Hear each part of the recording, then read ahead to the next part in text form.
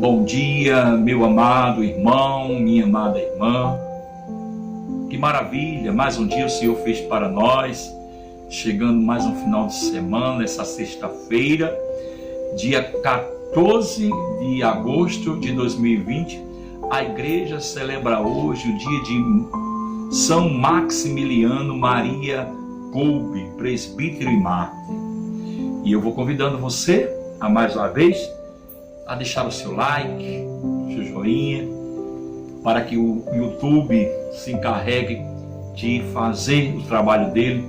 E na medida que você vai deixando o seu like, se inscrevendo, o YouTube vai também levando esse evangelho, essa palavra, a tantas pessoas que, como eu, como você, precisam comungar, precisam viver essa palavra diariamente. Por isso, não deixe de compartilhar nas suas redes sociais, através do YouTube, do Facebook, do Instagram, do WhatsApp, essa palavra.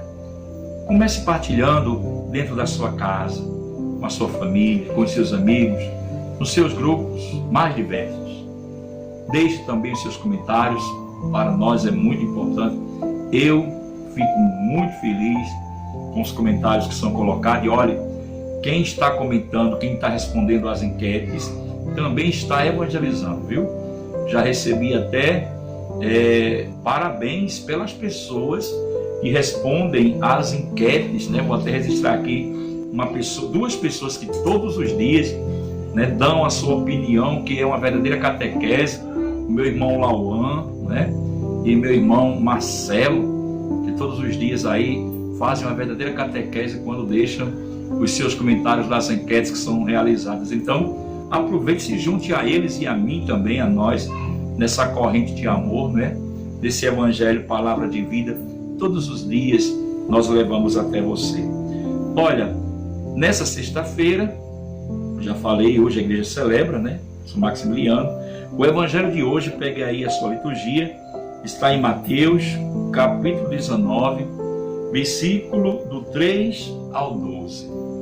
O Senhor esteja convosco, Ele está no meio de nós. Proclamação do Evangelho de Jesus Cristo, segundo Mateus. Glória a vós, Senhor.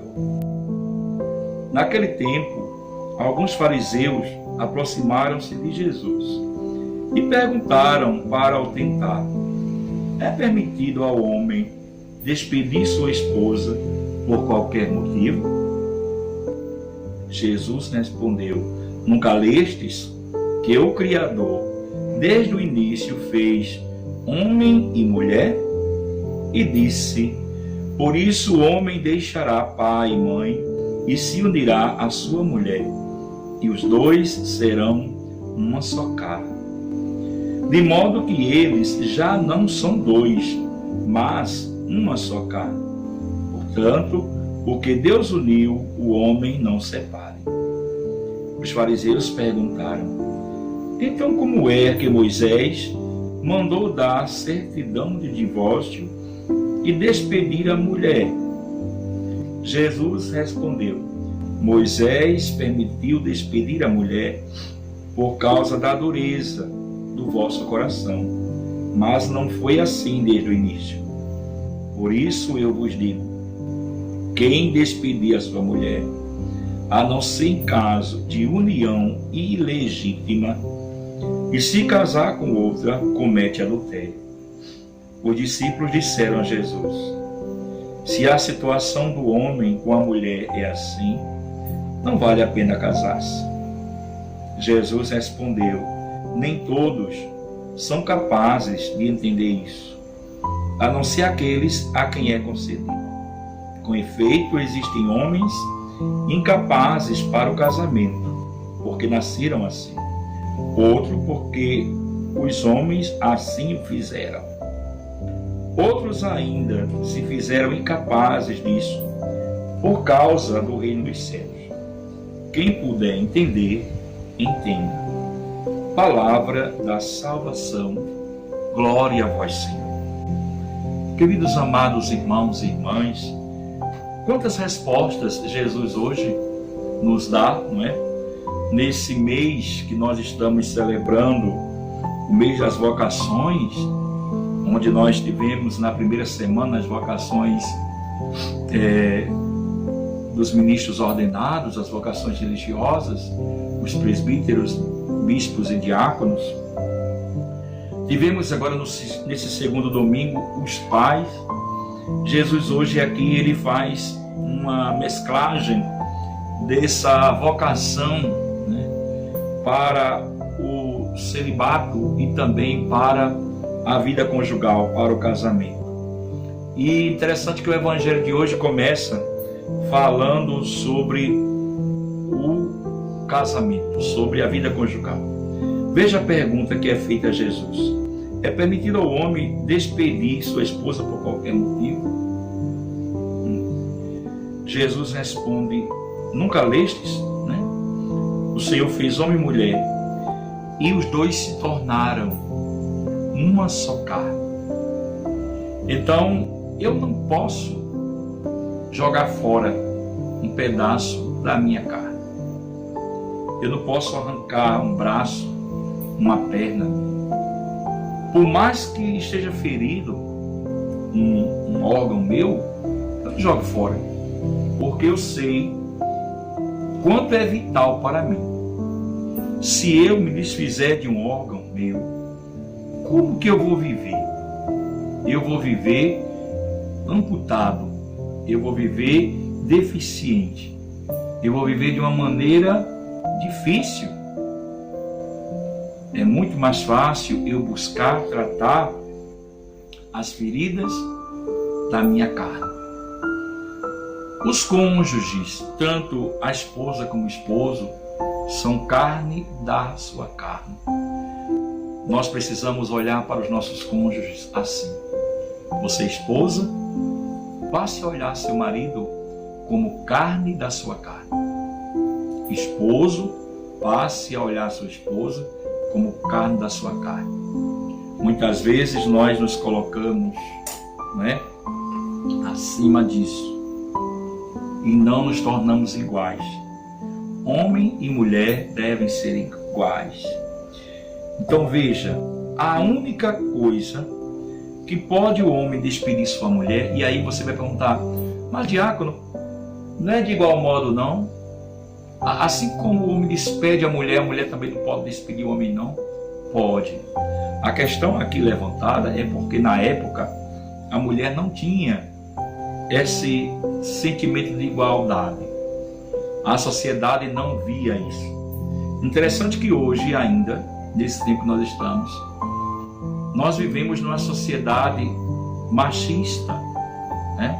Uma sociedade patriarcal do homem, que ainda é ele que outorga as coisas.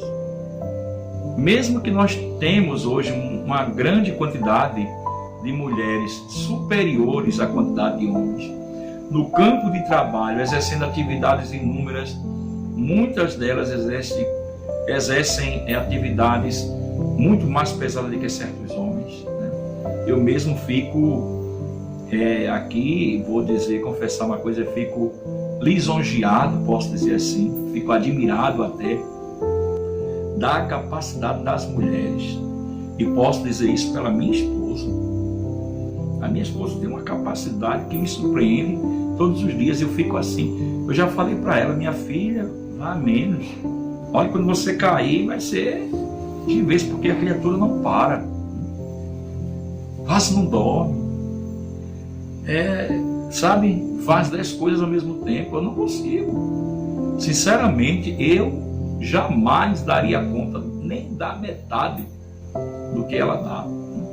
Mas nesse tempo, nesse período aqui, as mulheres elas não tinham o direito de despedir o marido, mas o marido despedia as mulheres. E o pior, quando os maridos despediam as mulheres, elas ficavam na sarjeta.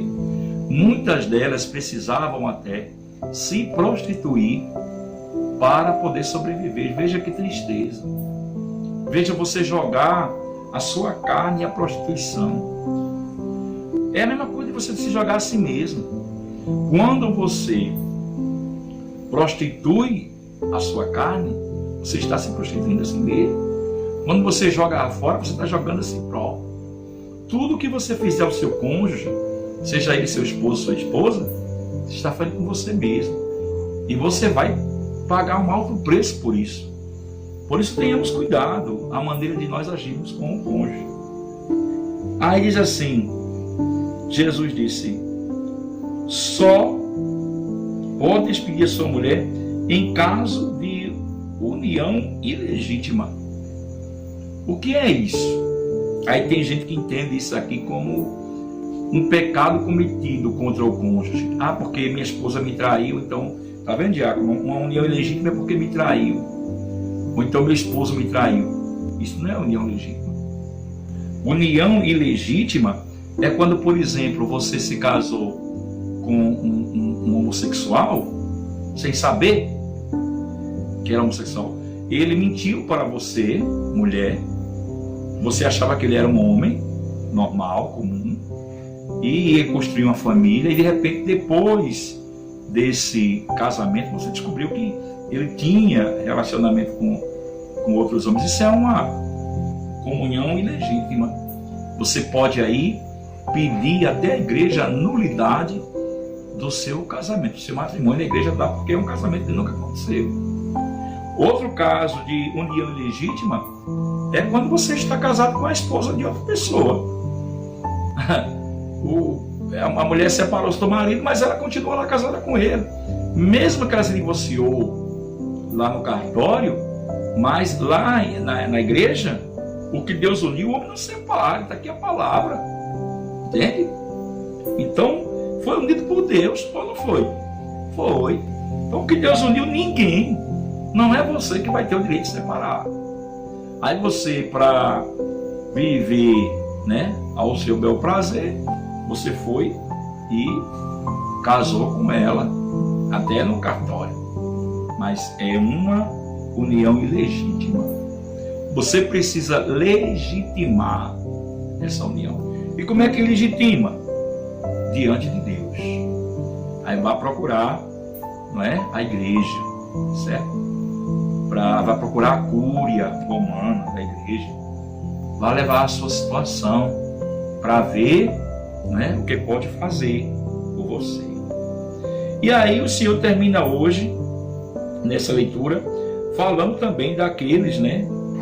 Porque quando Jesus diz isso, uma vez ligado, está ligado, uniu e ninguém mais separa, então alguém vai dizer assim, então não é interessante, que não vale a pena casar-se. Aí Jesus diz, nem todos são capazes de entender isso. Veja, isso é uma questão de entendimento.